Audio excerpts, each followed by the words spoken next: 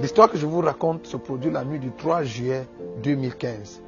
Après que nous ayons été dans un temps de prière et de jeûne, depuis avril 2012 que nous avons commencé à prier et à chercher Dieu, le Seigneur m'a divinement averti d'aller à Ashland.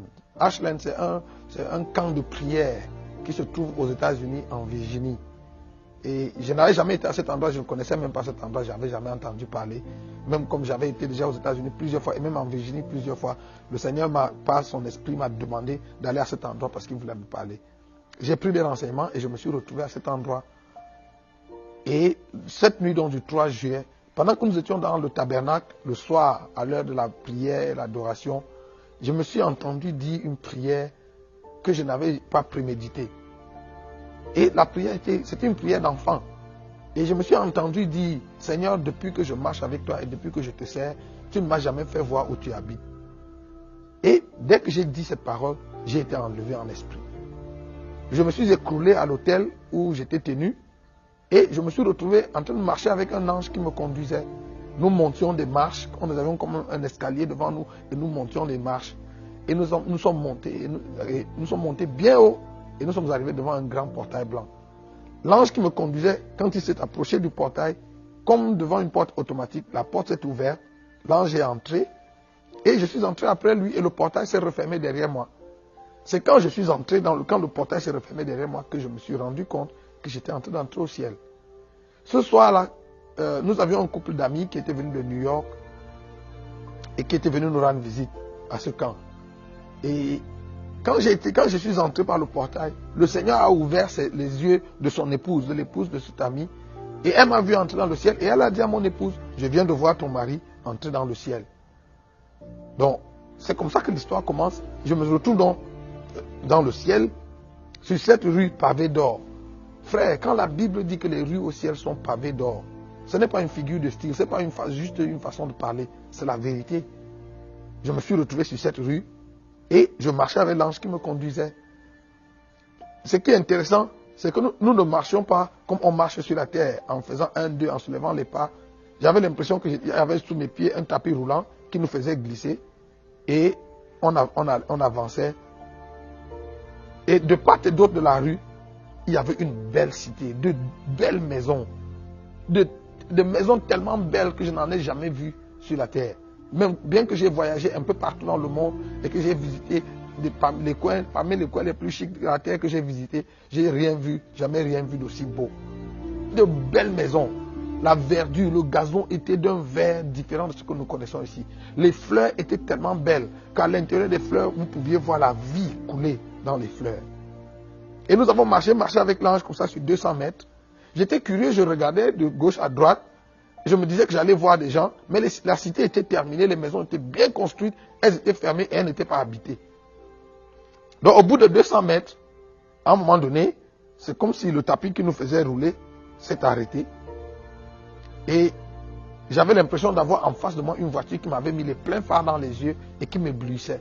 La lumière était tellement vive que j'ai fermé mes yeux, j'ai baissé la tête et j'ai dit à l'ange qui me conduisait, est-ce que tu peux demander au chauffeur de la voiture en face de baisser ses phares parce qu'il m'éblouit. Et l'ange m'a dit, Nyangok, ce que tu as en face de toi, ce n'est pas une voiture. Tu es devant la salle du trône. Et la lumière que tu as dans les yeux, c'est le reflet de la gloire de Dieu. Et j'ai été pris de peur. Alors je lui ai demandé, qu'est-ce qu'il faut que je fasse? Et il m'a dit, regarde autour de toi, fais exactement ce que tu vois les 24 vieillards faire. Alors, j'ai courbé ma tête, j'ai ouvert les yeux. Et c'est là où je me suis rendu compte qu'à quelques pas de moi, les 24 vieillards étaient couchés tout autour du trône. Ils étaient à plat ventre autour du trône. Ils avaient enlevé leur grosse couronne dorée qu'ils avaient posée au pied du trône. Et ils étaient couchés à plat ventre, les mains étendues devant le trône. Et je me suis couché également comme eux et j'ai étendu mes mains. Et à ce moment-là, j'ai vécu quelque chose d'extraordinaire. J'avais jamais vécu quelque chose comme ça. J'avais jamais entendu que quelqu'un avait vécu quelque chose de semblable. J'avais l'impression cette nuit-là d'avoir dans mon ventre toutes sortes d'instruments de musique. Et des mélodies célestes sortaient de mon ventre, sans effort. Des mélodies sortaient de mon ventre et montaient devant le trône. Et c'était une musique tellement belle. Au grand bruit qui se faisait autour du trône, on pouvait dire aisément que nous étions peut-être des millions et des millions de personnes qui adoraient Dieu autour du trône ce soir-là. Et c'était tellement bon, c'était tellement beau à vivre que j'avais pas envie que ça s'arrête. J'étais tellement heureux de vivre ça. Et ça a duré des heures et des heures. Et au bout d'un certain temps, la louange, l'adoration s'est estompée et il y a eu un moment de silence. Quand je suis entré, le portail par lequel je suis entré, c'était la porte de l'ouest, la porte occidentale, et j'allais vers l'est, vers le soleil levant. Et j'avais le trône en face de moi. Mais quand la louange et l'adoration se sont terminées, j'ai ouvert les yeux et je n'étais plus couché à l'endroit où j'étais initialement. J'ai l'impression que pendant la louange et l'adoration, il y avait comme une roue qui nous faisait tourner tout du trône. Et quand tout s'est arrêté, j'ai ouvert les yeux et j'étais plutôt couché à la gauche de l'endroit où j'étais initialement, à la droite du trône. Et de là, j'ai ouvert les yeux et la lumière là-bas était plutôt tamisée et on pouvait regarder. Alors j'ai ouvert les yeux et j'ai levé la tête et j'ai vu au-dessus de ma tête le grand trône blanc. Et il était monté comme sur un chariot. Et le chariot sur lequel le grand trône était monté avait des roues. Et ces roues étaient vraiment étranges. C'était comme des tunnels. Et j'ai guetté dans le tunnel et je pouvais voir la lumière de l'autre côté. Alors, j'ai essayé de regarder pour voir qui était celui qui était assis sur le trône. Mais du trône émanait une lumière impénétrable mais que je ne pouvais pas regarder. C'est comme essayer de regarder le soleil quand il brille dans sa force. Donc, je n'ai pas pu voir celui qui était sur le trône, mais j'avais conscience, je savais qu'il était là, mais je n'ai pas pu le voir de mes yeux. Alors, j'ai demandé à l'ange, est-ce qu'il est possible que j'entre dans le tunnel? Parce que je voulais aller voir ce qui se faisait de l'autre côté. J'avais l'impression que de l'autre côté, il y avait des gens, il y avait une activité qui se faisait là-bas. Et l'ange m'a regardé bizarrement et m'a dit, mais Nyangok, les gens ne passent pas souvent par ce tunnel. Pourquoi toi tu vas entrer dans le tunnel? Je lui ai dit, oh non, parce que je vois la lumière de l'autre côté. Et je me dis qu'il doit y avoir des gens là-bas. Je voudrais aller voir ce qui se passe. Et après une petite hésitation, l'ange m'a dit, exceptionnellement, je te laisse entrer. Alors je suis entré dans le tunnel. Initialement, j'avais l'intention d'aller voir ce qui se faisait de l'autre côté. Mais quand je suis arrivé au milieu du tunnel, exactement en dessous du trône, j'ai changé d'avis. Comme si j'avais entendu une voix qui me disait, mais Nyangok, tu jeûnais et tu priais, tu as jeûné et prié depuis toutes ces années parce que tu voulais voir Dieu. Et le voici assis sur le trône au-dessus de ta tête. Et tu veux le traverser pour aller satisfaire ta curiosité à regarder je ne sais pas quoi de l'autre côté. Alors j'ai changé d'avis, je me suis donc couché en dessous du trône, dans le tunnel en dessous du trône. Et j'étais tellement heureux d'être à cet endroit. Je me disais, waouh, finalement me voici. Je suis au ciel. Cette histoire que je lisais dans la Bible, que j'ai lue dans la Bible toutes ces années, donc c'est vrai. Et j'étais tellement heureux du privilège, de l'honneur que Dieu m'avait fait d'arriver à cet endroit. J'étais tellement heureux, je me disais, qu'est-ce que j'ai fait pour mériter un si grand honneur? Je me disais, combien d'hommes sur la terre, combien de serviteurs de Dieu, combien d'enfants de Dieu sur la terre n'ont jamais eu le privilège d'arriver à cet endroit? Et pendant que je me réjouissais donc du privilège que Dieu m'avait fait d'arriver jusque-là, j'ai entendu ma voix comme dans un haut-parleur. J'ai entendu le Seigneur m'appeler Nyangok. J'ai répondu, oui Seigneur. Et il m'a dit, est-ce que tu as vu la cité lorsque tu es entré dans la ville? Je lui ai dit, oui, j'ai vu la cité. Et il m'a demandé, est-ce que tu as remarqué que les travaux de construction de la cité sont terminés? Que les maisons, les demeures sont construites et qu'elles sont terminées? Je lui ai dit, oui Seigneur, j'ai remarqué. Et il m'a dit, est-ce que tu as aussi remarqué que la cité est inhabitée? J'ai dit, oui Seigneur, j'ai remarqué parce que j'étais curieux. Je me demandais, mais pourquoi il n'y avait personne? Je regardais, je croyais que j'allais voir une ou deux personnes ou reconnaître même des gens. Et j'ai dit, j'ai remarqué qu'il n'y avait personne. Et le Seigneur m'a dit, c'est pour ça que je t'ai fait venir. Je t'ai fait venir ici pour te montrer que les travaux de construction des cités dans lesquelles les élus vont vivre sont terminés. Et que la seconde venue de Jésus sur la terre pour enlever l'église est plus qu'imminente. Mais que l'église n'était pas prête. Et le Seigneur m'a dit, je t'ai aussi fait venir pour te montrer.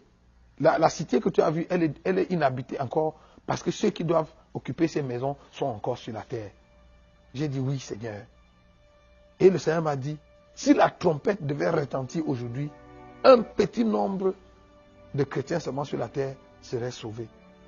Et je me suis exclamé en disant, mais Seigneur, pourquoi un petit nombre? Et le Seigneur m'a dit, un petit nombre parce que l'église sur la terre est remplie d'idolâtrie. Et le Seigneur est allé plus loin en me disant, même dans ton église. J'ai dit, non Seigneur, dans mon église à Alpha Naomi, il n'y a pas d'idolâtrie.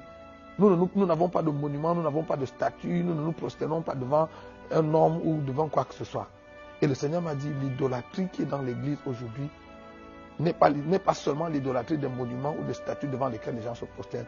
Le Seigneur m'a dit, l'idolâtrie qui est dans l'église aujourd'hui se trouve dans le cœur de mon peuple. Et cette idolâtrie est cultivée et entretenue par vous, les serviteurs de Dieu. Vous savez, quand le Seigneur a commencé à me dire ça, j'ai commencé à pleurer. Et j'ai dit, Seigneur, s'il y a l'idolâtrie dans mon église, ça veut dire que toi et moi, nous n'avons pas la même définition de l'idolâtrie. Nous n'avons pas la même définition de ce qu'est une idole. Est-ce que tu peux me dire, d'après toi, ce que tu appelles une idole? Et le Seigneur m'a dit, l'idole, d'après moi, c'est toute chose qui discute avec moi la place ou l'attention dans le cœur de mon peuple. Tout ce qui discute la place avec Dieu dans notre cœur, tout ce qui discute l'attention avec Dieu dans notre cœur est une idole. Et quand le Seigneur m'a montré cela, j'ai commencé à pleurer. Et le Seigneur m'a dit, je t'ai fait venir ici, mais je te renvoie sur la terre pour que tu ailles parler à tes frères, aux serviteurs de Dieu, aux servants de Dieu, que tu ailles partout où il y a des hommes et que tu parles à mes serviteurs. Je lui ai demandé, Seigneur, comment est-ce que nous avons cultivé l'idolâtrie dans le cœur de ton peuple? Et le Seigneur m'a dit, parce que vous, mes serviteurs, vous avez changé le message. Vous avez quitté le message original, le message essentiel de l'évangile. Aujourd'hui, vous prêchez les choses que vous aimez, les choses que les gens aiment entendre. Et j'ai demandé au Seigneur, alors Seigneur, c'est quoi le message? Le Seigneur m'a dit, le message de l'évangile, c'est Christ, c'est Jésus-Christ et Christ crucifié et rien d'autre. Et le Seigneur m'a dit, peu importe ce que vous prêchez, peu importe ce que tu prêches, si ce n'est pas ancré en Christ et en Christ crucifié, si ça n'a pas pour socle ou pour centre Jésus-Christ et Jésus-Christ crucifié, tu es à côté de la plaque. Et le Seigneur m'a dit, je suis fâché de vous, mes serviteurs, vous les prédicateurs, parce que c'est vous qui avez détourné les regards du peuple de moi. Et je me suis rappelé de cette parole de l'apôtre Paul dans Colossiens chapitre 3. L'apôtre Paul dit, si vous êtes ressuscité avec le Christ, recherchez les choses d'en haut où Christ est assis à la droite de Dieu. Affectionnez-vous aux choses qui sont en haut et non à celles qui sont sur la terre. Et le Seigneur m'a dit, c'est vous qui avez baissé les regards de mon peuple des choses d'en haut pour les mettre sur les choses de la terre. Parce que vos messages, tous vos messages et toutes vos prophéties tournent autour de Dieu va te donner le mari, Dieu va te donner le travail, Dieu va te donner ceci. Et le Seigneur m'a dit, et je n'ai pas un problème à donner ça à mon peuple. Sauf que c'est à ça que vous les avez conduits. C'est à ça que vous avez tourné leur regard. Et mon peuple a enlevé les yeux de moi et des choses d'en haut pour les fixer sur les choses de la terre. Le Seigneur m'a dit, je t'envoie pour que tu ailles parler à mes serviteurs et à mes servantes et appelle-les à revenir au message, à l'essentiel du message. Le message de l'évangile doit être centré sur Christ et centré sur le calvaire. Et frère, pendant que le Seigneur me parlait, je pleurais tellement parce que je me suis rendu compte que l'église est remplie de tellement de choses. Aujourd'hui, le mouvement de la prospérité fait que nous sommes tous à la recherche d'un peu plus d'argent, un peu plus de connexion, un peu plus de percée.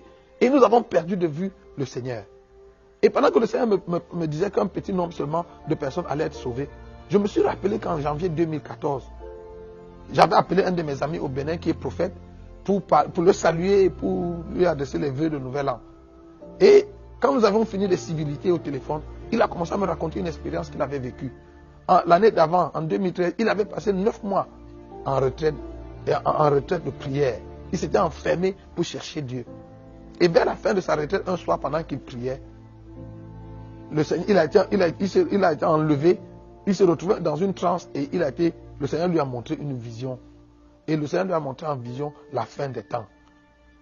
Le Seigneur avait rassemblé les habitants de la terre à un coin et le royaume de cieux était de l'autre côté. Et entre la terre et le royaume de cieux, il y avait un pont, comme une passerelle. Et en dessous de ce pont, il y avait les temps ardents de feu. Et d'après la vision qu'il a eue, le Seigneur faisait l'appel, il appelait les hommes les uns après les autres. Et quand c'était votre tour, quand vous entendiez votre nom, vous veniez sur le pont. Et dès que vous montiez sur le pont, il y avait c'était comme un pont électrique qui vous faisait avancer sans que vous fassiez un effort. Et le Seigneur commençait à vous raconter l'histoire de votre vie. Et plus le Seigneur vous parlait des choses que vous aviez faites sur la terre, plus vous avanciez graduellement vers le royaume des cieux. Et si le Seigneur finissait de parler et que vous n'aviez pas traversé, le pont s'ouvrait et vous tombiez dans le feu. Et il me dit que des 1000 premières personnes qui ont été appelées, 2 seulement sont entrées dans le royaume des cieux. Et il était la 1001e personne que le Seigneur a appelée. Et quand le Seigneur l'a appelé, le Seigneur lui a dit, lui a donné son nom, tu es prophète, tu as voyagé dans les nations du monde, tu as implanté les églises, tu as prêché dans les conférences, dans les campagnes d'évangélisation, dans les croisades, dans les séminaires, ainsi de suite. Tu as fait toutes ces choses pour moi. Et il répondait, oui Seigneur, oui Seigneur. Et il avançait, et il avançait. Et il dit qu'il était à 2 pas de franchir le pont pour entrer dans le royaume des cieux quand le Seigneur lui a dit, malheureusement, toutes ces choses, tu les faisais pour toi et non pour moi. Et le pont s'est ouvert et il est tombé dans le feu. Et c'est à ce moment qu'il est sorti de la vision. Et quand il est sorti de cette vision, le Seigneur a commencé à lui parler de la seconde venue de Jésus et de la fin des temps qui était proche. Donc il me raconte la vision et il me l'a raconté en pleurant au téléphone. Et il m'a dit, mon frère Pierre, il faut qu'on commence à prêcher le retour du Seigneur, qu'on commence à préparer l'église au retour du Seigneur. Il dit, le Seigneur m'a montré l'enlèvement, le Seigneur m'a montré la fin des temps. Et le Seigneur m'a montré que moins de 2% des chrétiens seulement sur la terre vont être sauvés. Quand il me l'a dit ce jour-là, dans ma pensée, je me suis dit, ah frère, je comprends que pas beaucoup de gens vont être sauvés, mais de là à dire que moins de 2%, je me disais que même peut-être un dixième, même la dîme, ou même 20%, moins de 2%, en tout cas le chiffre me paraissait trop peu, trop petit. Alors, mais je ne le lui ai pas dit, ça c'était ma réflexion, et puis j'étais à mon épouse, on a écouté, il nous a raconté la vision qu'il avait eue, et puis après on a commenté, on a dit, ah bon, vraiment, il faut qu'on se prépare vraiment pour le retour du Seigneur, mais 2%, moi je ne suis pas sûr. Donc ce jour-là, pendant que j'étais couché dans le tunnel, et j'ai demandé au Seigneur, mais pourquoi un petit nombre? Alors que dans toutes les nations, il y a des églises qui poussent, des grandes églises qui poussent, et des milliers de gens, beaucoup plus de personnes viennent dans les églises pour prier, pour te chercher. Et le Seigneur m'a dit, Nyango, ne te laisse pas séduire par le grand nombre de personnes que tu vois qui affluent à l'église. La grande majorité de ces personnes ne viennent pas à l'église pour me chercher. Ce n'est pas moi qu'elles cherchent. Elles viennent pour chercher les choses que je donne. Elles ne veulent pas avoir une relation avec moi. Ce qui les intéresse, c'est les choses que je donne. Et j'ai dit, ah Seigneur, mais quand ces gens viennent quand même prier et te demander ces choses, tu les leur donnes. Et le Seigneur m'a dit, oui, je les leur donne parce que je suis un Dieu généreux. Et il m'a dit, Nyango, ne te trompe pas. Je ne donne pas qu'aux chrétiens. Je donne aux chrétiens, je donne aux musulmans, je donne aux bouddhistes, je donne aux païens, je donne aux athées. Je fais lever mon soleil sur les justes et sur les méchants. Je fais pleuvoir sur les justes et sur les méchants. C'est vous les prédicateurs qui avez donné l'impression que Dieu ne donne qu'aux chrétiens. Et que quand Dieu nous donne les choses que nous lui demandons, c'est la preuve que Dieu est d'accord avec nous, que Dieu approuve de notre façon de vivre. Le Seigneur m'a demandé, Nyango, est-ce que tous les hommes riches de la terre que tu connais sont des chrétiens? Je lui ai dit non. Il m'a dit, dans ton pays, tous ceux qui sont au pouvoir, ceux qui gouvernent, ceux qui dirigent ton pays, est-ce qu'ils sont tous des chrétiens? Je lui ai dit non. Il dit, mais est-ce que ce n'est pas écrit dans ta Bible que toute autorité vient de Dieu? J'ai dit, oui, c'est écrit comme ça. Et le Seigneur m'a dit, c'est moi qui leur ai donné le pouvoir. C'est moi qui les ai rendus riches. Ils voulaient la richesse, je leur ai donné la richesse. Ils voulaient le pouvoir, je leur ai donné le pouvoir. Mais pour autant, ils ne sont pas mes enfants. Ils ne sont pas en règle avec moi. Et s'ils meurent dans l'état où ils sont, et s'ils ne se réconcilient pas avec moi, s'ils ne se repentent pas, ils vont aller en enfer. Bien que pendant leur vie sur la terre, je leur ai donné argent, pouvoir, ainsi de suite. Et là, j'ai commencé à pleurer. Et le Seigneur m'a dit, dans ma nature de Dieu généreux, je sais partager. Et le Seigneur m'a montré un texte. Je suis sûr que j'avais déjà lu ce texte en passant, mais ce jour-là, ce texte a pris une autre dimension. Le texte, c'est Exode 34, verset 14. Le texte dit, tu ne te prosterneras pas devant un autre Dieu, ou tu n'adoreras pas un autre Dieu, car l'Éternel, ton Dieu, porte le nom de jaloux. Il est un Dieu jaloux. Frère, je connaissais les noms de Dieu, mais je ne savais pas que Dieu portait le nom, qu'il n'était pas seulement jaloux, mais qu'il portait le nom de jaloux. Et le Seigneur m'a dit, dans ma nature de Dieu jaloux, je ne sais pas partager. Je ne sais pas cohabiter.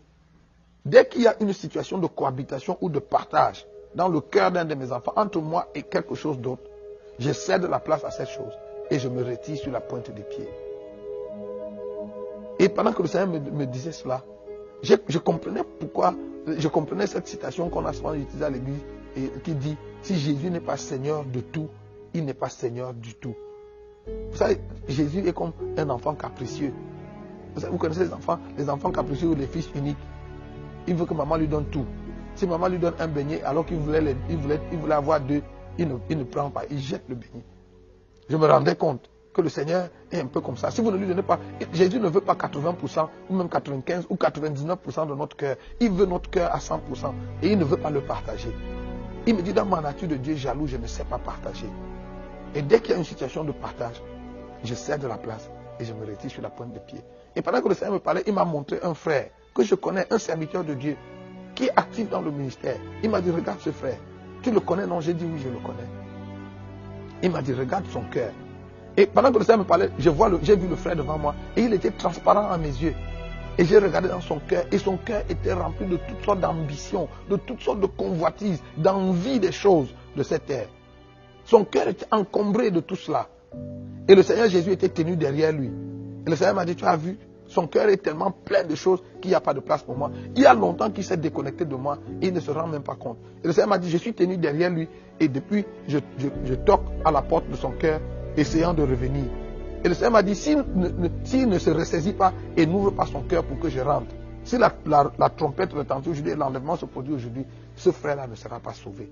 Il ne sera pas enlevé.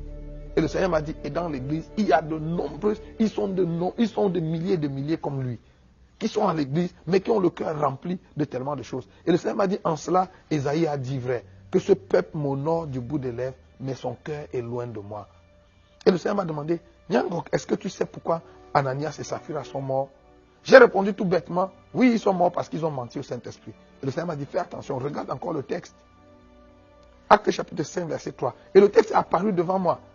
Et le texte dit, Pierre dit à Ananias, Ananias, comment le diable a-t-il pu remplir ton cœur au point que tu mentes au Saint-Esprit en retenant une partie de l'argent de la vente de ton terrain? Et le Seigneur m'a demandé, si le cœur d'un enfant de Dieu est rempli de Satan, la place de Dieu en lui est où? Et j'ai dit, ah Seigneur, ça veut dire que Dieu n'a pas de place en lui. Et le Seigneur m'a dit, c'est comme ça l'état de l'église aujourd'hui.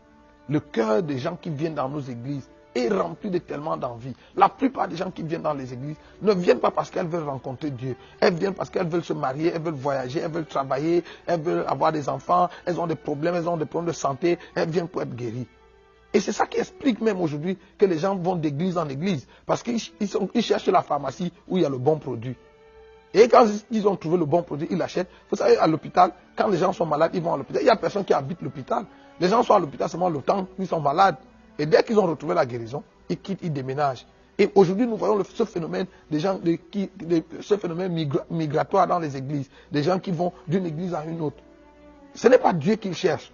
Ils cherchent la recette, ils cherchent la solution à leurs problèmes. Et dès qu'ils l'ont trouvé, hop, c'est fini. Le Seigneur m'a dit pour te montrer qu'il y a l'idolâtrie dans l'église. Partout où tu vas partager ce témoignage, demande aux chrétiens d'examiner leur vie de prière.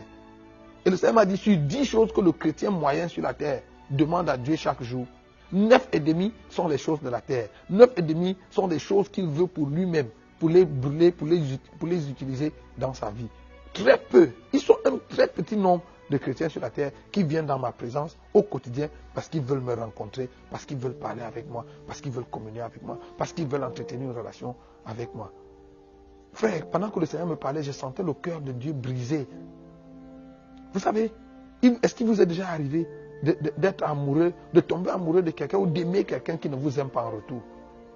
Est-ce que vous savez le sentiment que ça fait d'aimer quelqu'un qui ne vous aime pas? Ou alors d'être avec quelqu'un qui ne vous aime que à cause des choses que vous lui donnez?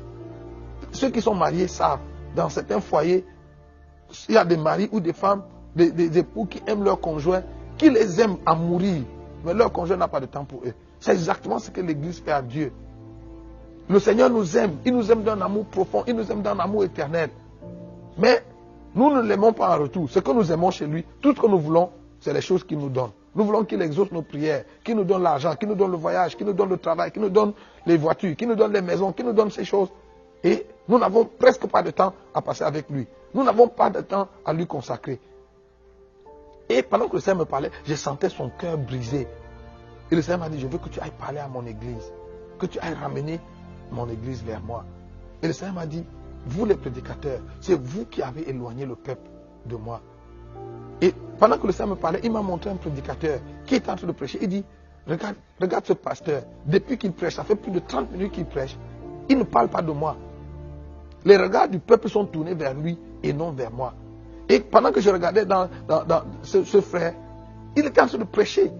Il était en train de prophétiser. Je prophétise que si tu dis Amen, ta percée va venir dans 24 heures. Si tu donnes une offrande, il disait ces choses que nous entendons régulièrement dans les églises. Et le Seigneur dit, tu vois, ça fait 30 minutes qu'il parle. Et il tourne les regards du peuple vers les choses qu'ils vont avoir. S'ils disent Amen, s'ils se connectent, s'ils donnent une offrande. Mais il ne tourne pas les regards du peuple vers moi. Je suis là, mais il n'amène pas le peuple à me voir. Le Seigneur a dit, vous mes serviteurs, je vous ai appelés, je vous ai envoyés pour que vous tourniez les regards du peuple vers moi et non vers vous. Ce que vous avez fait aujourd'hui, c'est que vous avez tourné les regards du peuple vers vous. Et c'est vrai. Vous savez, aujourd'hui, nous faisons tellement la promotion de notre personne, de nos ministères, de nos onctions, que dans la pensée de nos fidèles, ils ne voient plus Dieu. C'est l'homme de Dieu qu'on voit. Et le Seigneur m'a dit, il est temps que vous retourniez les regards du peuple vers moi. Ramenez le peuple à moi et non à vous. Ça, le Seigneur a commencé à me parler de l'idolâtrie dans l'église. Il m'a dit, certains d'entre vous prédicateurs, quand vous vous tenez sur le pupitre pour prêcher, vous passez le temps à parler de vous, de vos chaussures, de combien votre chaussure a coûté, de combien votre costume a coûté, votre montre, votre voiture, et je ne sais pas de quoi d'autre. Le Seigneur m'a dit, est-ce que tu sais qu'il n'y a aucun homme sur la terre qui fera le ministère autant que je l'ai fait en mon temps? J'ai dit oui, Seigneur. Et il dit, est-ce que tu as remarqué que nulle part dans les évangiles, je n'ai moi-même fait aucune allusion ni à mon vêtement, ni à mes chaussures, ni à la maison dans laquelle j'habitais, ni à rien d'autre. J'ai dit oui, Seigneur. Et je lui ai demandé pourquoi. Il m'a dit parce que ça ne faisait pas partie du message. Frères et sœurs, est-ce que vous vous rendez compte? Et c'est ce jour-là que je me rendais compte que Jésus n'était pas vêtu de haillons. Hein. Les habits que Jésus portait étaient la griffe, c'était des habits, le haut de gamme de son époque. Mais c'est le jour où Jésus est mort que nous avons tous su que Jésus ne s'habillait pas, il ne mettait pas sur lui n'importe quel habit. Et pourtant, il était si somptueusement vêtu et il n'en a jamais fait allusion. Le Seigneur m'a dit, vos habits, vos voitures, vos maisons et tout ce que vous avez dans votre compte en banque n'a rien à voir avec le message de l'évangile. Et le Seigneur m'a dit, tout ça là, c'est ça qui contribue à cultiver l'idolâtrie dans le cœur de mon peuple. Parce que c'est à ça que vous braquez leur regard. Et ils s'engagent à courir après ces choses parce qu'ils se disent que s'ils les ont, c'est le signe que Dieu a avec eux. Frères et sœurs, le Seigneur a commencé à me montrer les églises. Et le Seigneur m'a dit, regarde, il m'a amené en Afrique, il m'a montré les églises d'Afrique, les églises d'Amérique, d'Europe, d'Asie. Certaines de ces églises étaient tellement grandes que du pupitre, vous pouviez à peine voir la fin de la foule. Et dans certaines de ces églises, des miracles se produisaient, des guérisons extraordinaires. Il y avait des signes et des prodiges qui se faisaient dans ces églises. Et le Seigneur m'a dit, regarde où je me trouve. Le Seigneur était tenu dehors. Il n'avait pas de place dedans. Et j'ai dit, Seigneur, comment des miracles de cette nature peuvent s'opérer dans une église où tu n'es pas? Le Seigneur m'a dit, oui, c'est écrit dans ta Bible.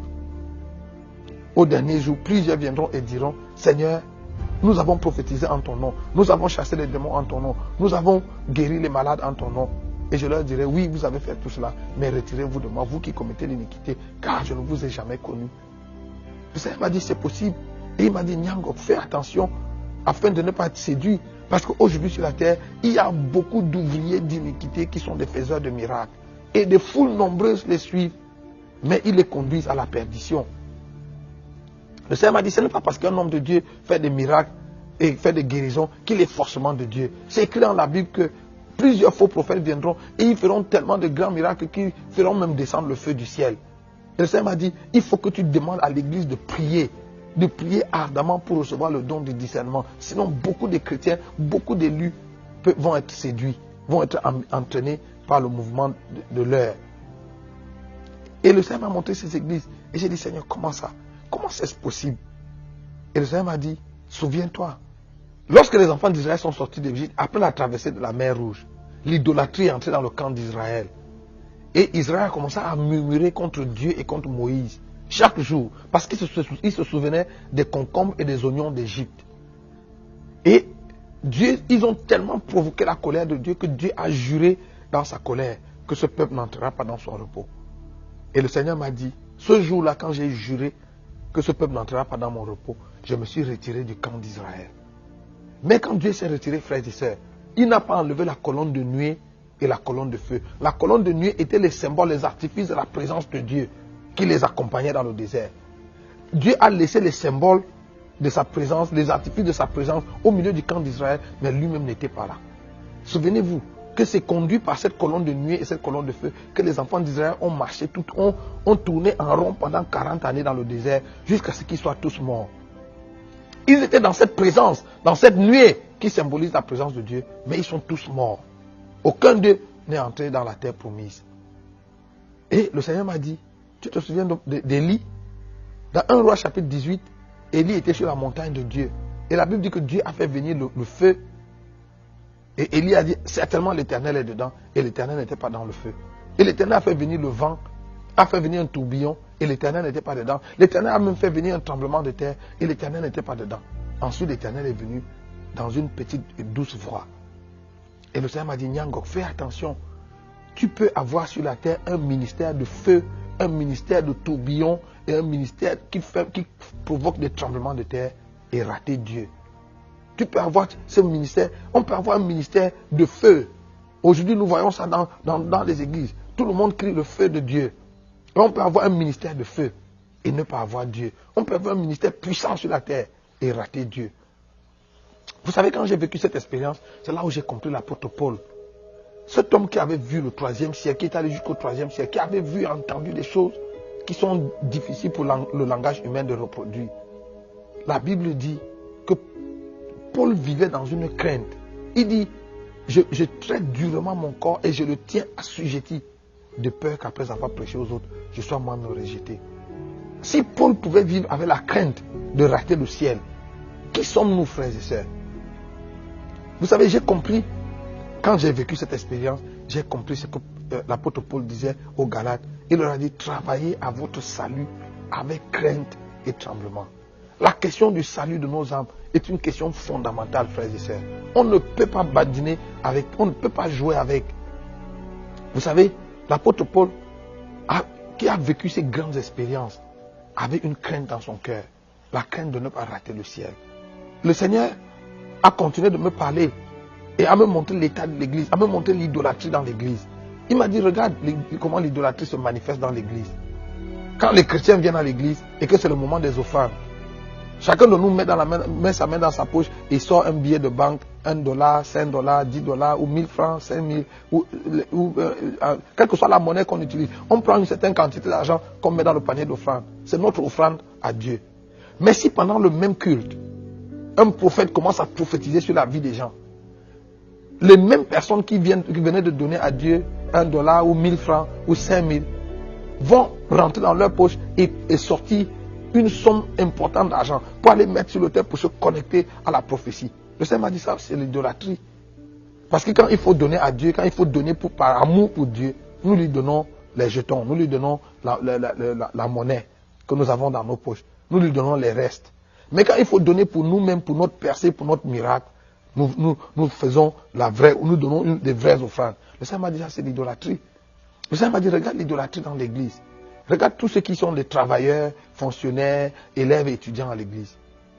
Tous les jours de la semaine, de lundi à vendredi ou même jusqu'à samedi pour certains, ils se lèvent chez eux tous les matins à 5 heures pour s'apprêter, pour aller au travail, pour aller à l'école. Ils s'arrangent à être à l'heure pour qu'à 7h30 ou à 8h, ils soient au travail. Mais les mêmes personnes, dimanche matin, viennent à l'église en retard. Le culte commence à 9h ou à 10h et ils arrivent en retard.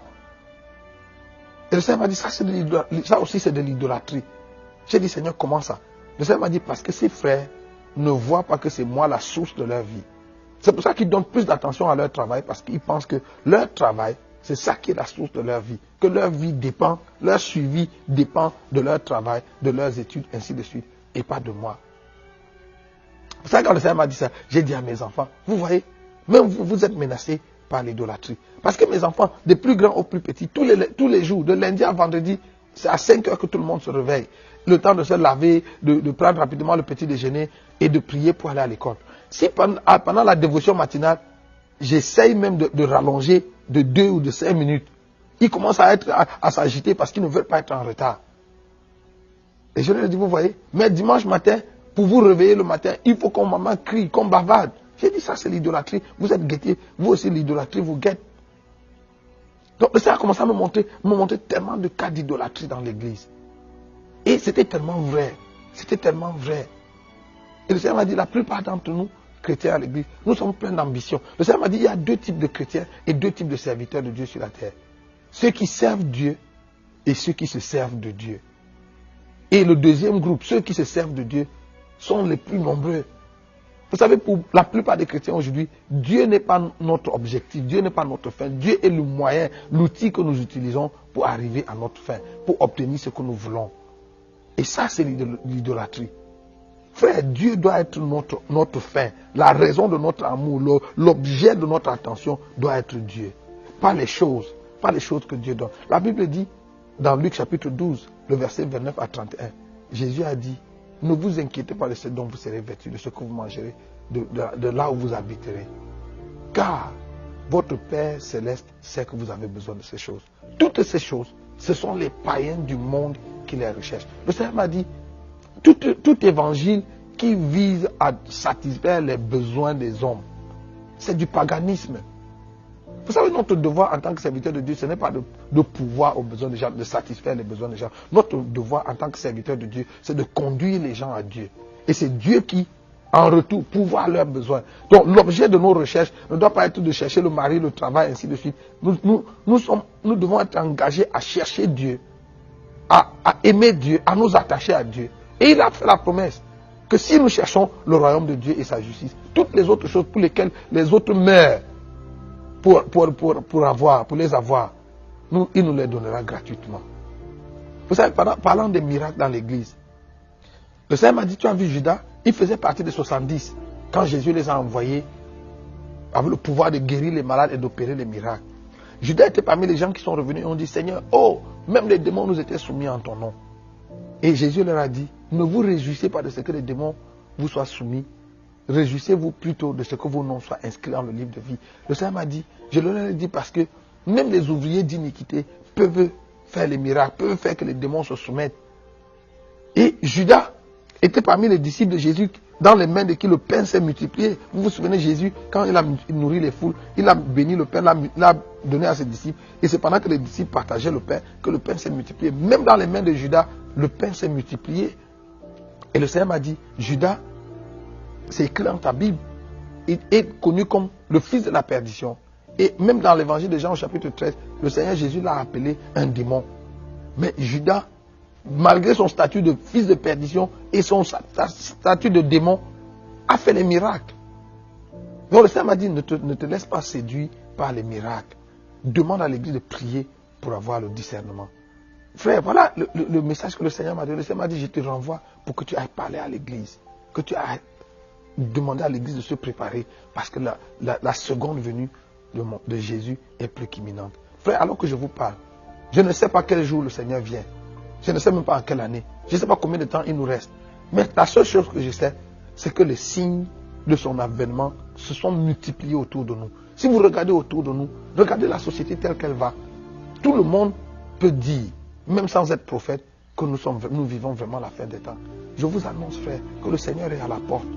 Est-ce que tu es prêt pour le retour du Seigneur? Vous savez, la Bible dit, que sert-il à un homme de gagner le monde entier s'il perd son âme? Le salut de votre âme est une chose capitale. Vous savez, dans cette expérience que j'ai vécue, je me suis rendu compte qu'entrer au ciel, ce n'est pas une affaire simple. Ce n'est pas une affaire que tout le monde tout le monde va pas seulement entrer au ciel. Vous savez, le Seigneur Jésus, de sa propre bouche, a dit dans Matthieu 11, verset 12, depuis le temps de Jean-Baptiste jusqu'à aujourd'hui, le royaume de Dieu est forcé et seuls les violents le prennent par la force. Donc le royaume de Dieu, ce n'est pas pour les gentlemen qui ont leurs mains dans la poche, qui marchent vers le ciel en sifflotant. Si vous devez entrer au ciel un jour, vous devez vous déterminer. Vous devez avoir une résolution ferme et travailler acharnement à votre salut. Encore que Jésus a dit que si votre œil est pourvu une pierre d'achoppement, ou si votre main est pourvue une occasion de chute, coupez-le, arrachez votre œil. Il vaut mieux pour vous d'entrer dans le ciel borgne, boiteux ou manchot que d'avoir vos 2 pieds et aller en enfer. Donc, c'est de cette rigueur qu'il s'agit. Si vous devez entrer au ciel un jour, vous devez avoir cette rigueur. Vous savez, un jour, on a demandé au Seigneur Jésus dans Luc chapitre 13, Seigneur, n'y a-t-il que peu de gens qui vont être sauvés? Je crois le verset 23. Au verset 24, Jésus répond, efforcez-vous d'entrer par la porte étroite, car plusieurs chercheront à y entrer et ne le pourront pas. Pourquoi on doit s'efforcer si l'entrée du ciel est acquise? Si l'entrée du ciel est donnée à tout le monde? Non. Le Seigneur dit, efforcez-vous d'y entrer, parce que plusieurs chercheront à y entrer et ne le pourront pas. Je vous pose la question. Quand Jésus dit que plusieurs chercheront à y entrer et ne le pourront pas, il parle de qui? Jésus ne parle pas là des gens du monde. Parce que les gens du monde ne cherchent pas à entrer dans le royaume des cieux. C'est nous qui sommes à l'église qui cherchons à entrer dans le royaume de Dieu. Et le Seigneur a dit, plusieurs chercheront à entrer et ne le pourront pas. En d'autres termes, il n'y a que très peu qui entreront. Aujourd'hui, alors que tu écoutes ce message, le Seigneur t'interpelle à travailler pour être parmi les gens qui vont entrer au ciel. Vous savez, ce message vient comme une sonnette d'alarme pour nous réveiller, pour que nous puissions nous examiner nous-mêmes. Regarde au fond de ton cœur, quelles sont les idoles qu'il y a dans ton cœur, quelles sont ces choses auxquelles tu es attaché, qui te détournent de la voie de Dieu, qui te détournent du Seigneur, qui font que Dieu est devenu une chose secondaire ou devenu seulement un élément de décor dans ta vie et pas la chose essentielle. Vous savez, si nous ne faisons pas de Jésus la chose essentielle, nous sommes menacés, nous sommes sur le chemin qui mène à la perdition. Le Seigneur a dit, ce ne sont pas tous ceux qui me disent Seigneur, Seigneur, qui entreront dans le royaume des cieux. C'est celui-là seul qui fait la volonté de mon Père qui est dans les cieux. Frère, alors que je vous parle maintenant, il y a 5 sœurs en Christ qui brûlent en enfer. La Bible les appelle les vierges folles. Ces vierges folles étaient les sœurs en Christ. Elles étaient vierges. Ça dit qu'elles n'avaient jamais connu d'adultère, elles n'avaient jamais commis de fornication, elles n'avaient jamais commis de péchés graves, de gros péchés comme on les appelle aujourd'hui. C'était des femmes consacrées qui avaient vécu une vie chaste, une vie sobre, mais qui à la dernière minute ont raté l'enlèvement et se sont retrouvées dehors, là où il y a les pleurs et les grincements des dents. Frère, il est possible qu'on soit dans l'église toute notre vie et qu'on rate l'enlèvement, qu'on rate le ciel. Vous savez, si aller au ciel n'est pas une chose à laquelle nous sommes vraiment attachés, nous pouvons rater le ciel. Vous savez, l'apôtre Paul a dit quelque chose dans 1 Corinthiens chapitre 15 qui me fait peur. L'apôtre Paul a dit, frère, je vous rappelle l'évangile que je vous ai annoncé, auquel vous avez cru et dans lequel vous avez persévéré et par lequel vous serez sauvés si. Et il dit, si vous le retenez dans les termes dans lesquels je vous l'ai annoncé. Il est possible d'avoir entendu l'évangile, d'avoir cru en l'évangile, d'avoir persévéré en l'évangile et de rater le salut. Si nous ne retenons pas l'évangile dans les termes dans lesquels l'évangile nous a été annoncé. La question du salut est une question fondamentale, une question capitale. Vous savez, ce qu'il y a de plus dangereux avec l'enfer, c'est que sur la terre, quand vous commettez un crime, on vous traduit en justice. Et c'est le magistrat qui, après avoir écouté, après avoir examiné l'offense que vous avez commise, décide de la peine qui va vous être infligée. En fonction de la gravité de ce qui vous est reproché, vous allez être condamné à 6 mois, à 1 an, à 5 ans, à 10 ans, à 20 ans, peut-être à prison à vie ou même à la peine capitale. Mais vous savez, en enfer, ça ne se passe pas comme ça. L'enfer, la peine, la sentence est déjà connue. La sentence est la même pour tout le monde. Petit pécheur, grand pécheur, vous avez commis vous avez dit seulement un petit mensonge, ou alors quelqu'un qui a tué tout un pays, qui a décimé des millions de personnes comme Hitler. La sentence est la même pour tout le monde. L'enfer, c'est la condamnation éternelle, la perdition éternelle. Imaginez donc ces 5 vierges qui, pendant qu'elles étaient sur la terre, n'ont pas connu les plaisirs de ce monde, ne se sont pas livrées au péché comme les autres, mais qui vont quand même subir la même sentence que les drogués, les bandits, les grands chemins, les criminels, les grandes prostituées. Frère, si tu m'entends aujourd'hui, voici l'heure de faire la paix avec Dieu. Voici le moment de te ressaisir. Arrête-toi et regarde au fond de toi-même. Est-ce que tu es prêt pour le ciel? Est-ce que tu es prêt pour l'enlèvement? Si la trompette retentissait aujourd'hui, est-ce que tu es sûr que tu fais partie de ceux qui vont t'enlever? Ou bien ton cœur est emporté par la volupté des choses de ce monde, par la convoitise des yeux et l'orgueil de la vie? Est-ce que ton cœur est circoncis? Est-ce que ton cœur appartient vraiment à Jésus? Vous savez, à la dernière page de notre Bible, Apocalypse chapitre 22, les 11 derniers versets, Dieu a inscrit quelque chose dans les derniers versets de la Bible. Et il les a écrits à cet endroit-là, afin que nul ne l'ignore.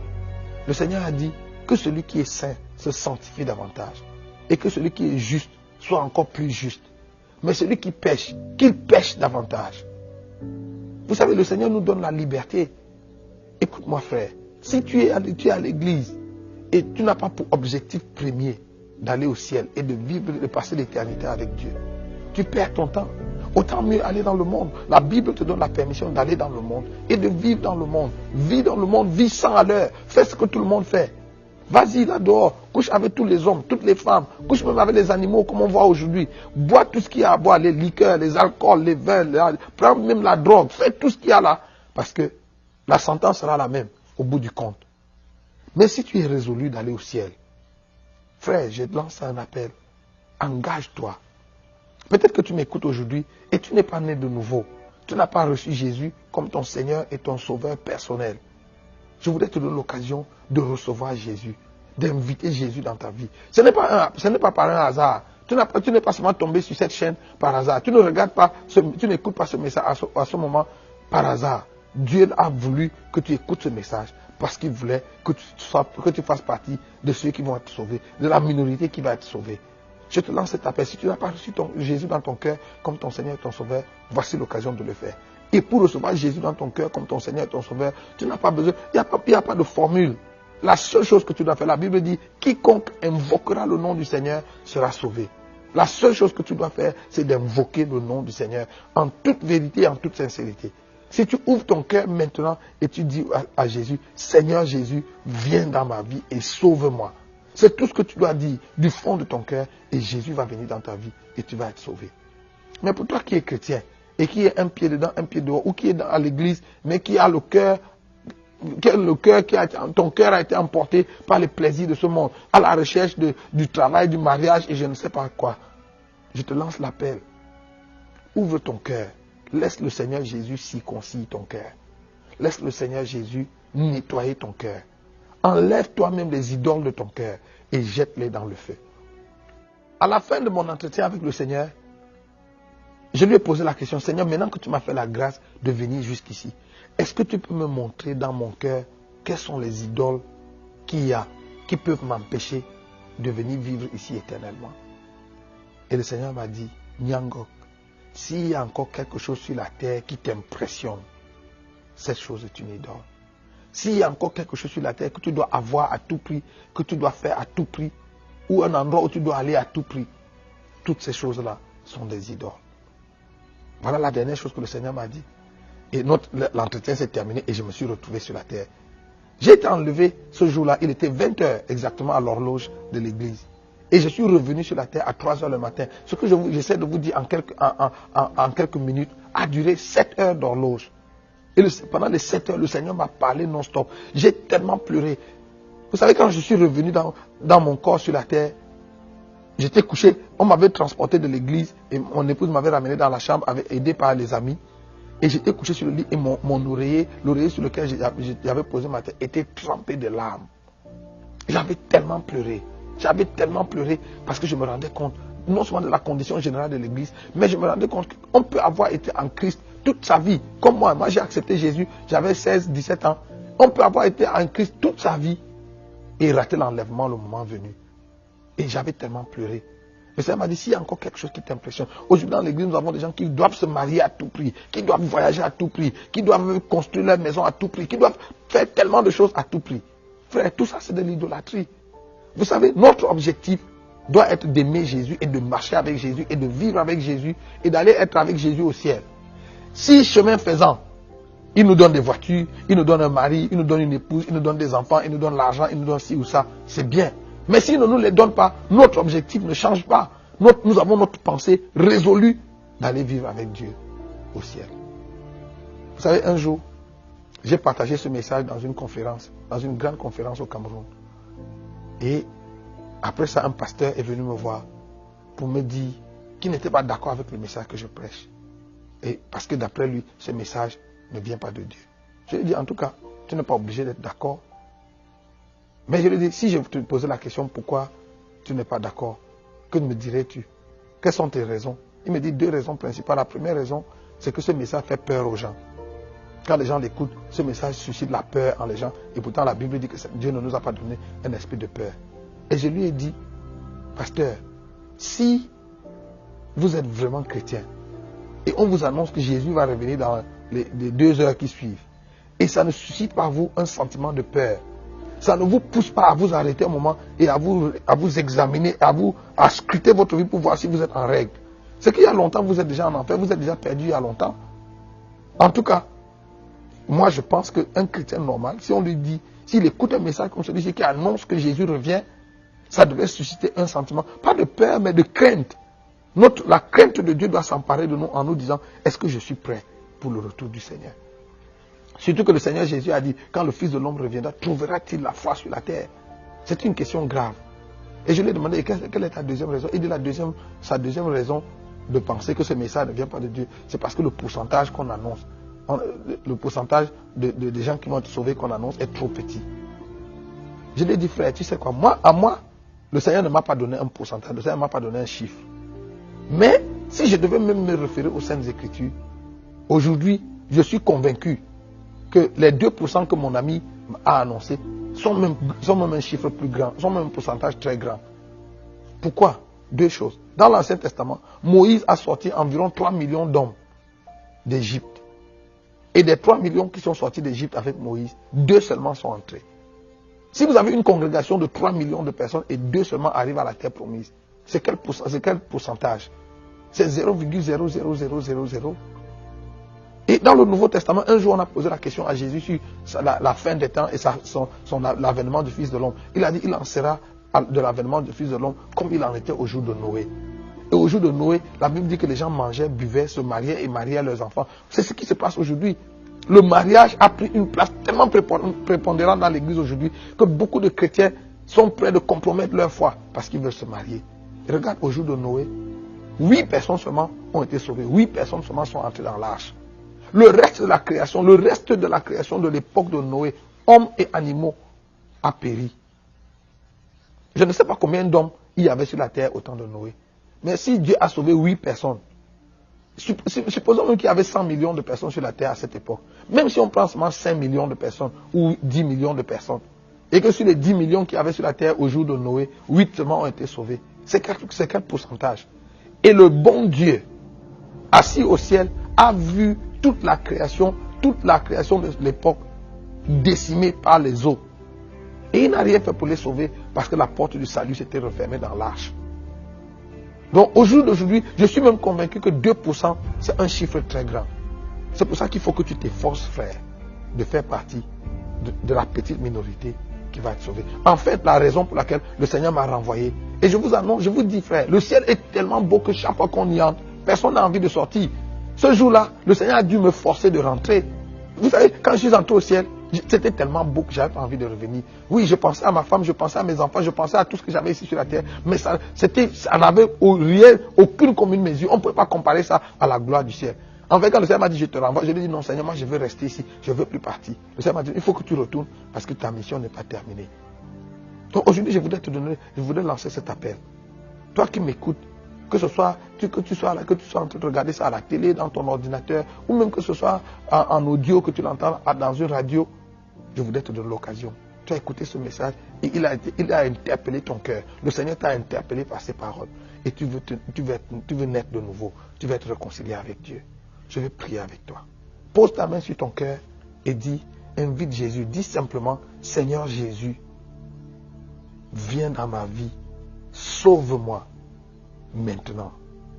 Au nom de Jésus. Si tu le fais du fond de ton cœur, Jésus va venir dans ta vie à l'instant même et il va faire de toi son enfant. Je voudrais prier pour toi qui viens de faire cette prière, de prendre cet engagement au fond de ton cœur. Seigneur Jésus, je te rends grâce pour ces hommes et ces femmes, ces frères et sœurs qui ont entendu cette parole aujourd'hui et qui prennent l'engagement de te recevoir, de faire la paix avec toi. Par l'autorité que tu m'as donnée en tant que ton serviteur, je déclare le pardon de leurs péchés au nom de Jésus. Et je demande que leur nom soit inscrit maintenant dans le livre de vie de l'agneau et que la main de Dieu soit sur eux. Scelle-les du Saint-Esprit de la rédemption jusqu'au jour de ton avènement. Au nom puissant de Jésus-Christ. Amen. Et je voudrais prier pour toi aussi qui a écouté ce message, qui est chrétien, qui est serviteur de Dieu, servante de Dieu, et tu te rends compte que l'idolâtrie a gagné ton cœur. Il y a tellement d'idoles dans ton cœur. Et tu veux recevoir de Dieu la grâce pour te défaire, pour te débarrasser de ces idoles. Je vais prier avec toi. Si tu veux, pose ta main aussi sur ton cœur et nous allons prier ensemble. Seigneur, voici tes serviteurs et tes enfants pour qui je prie maintenant. Étends ta main sur nos vies. Que sanctifie-nous par ta vérité, car ta parole est la vérité. Laisse que cette parole qui a été prêchée aujourd'hui circoncile le cœur de ton peuple. Nous débarrasse de toute forme d'idole. Nous débarrasse de toute forme d'idolâtrie. Au nom de Jésus. Merci Seigneur de faire une œuvre nouvelle dans la vie de tous ceux qui ont entendu et qui répondent à ce message. À toi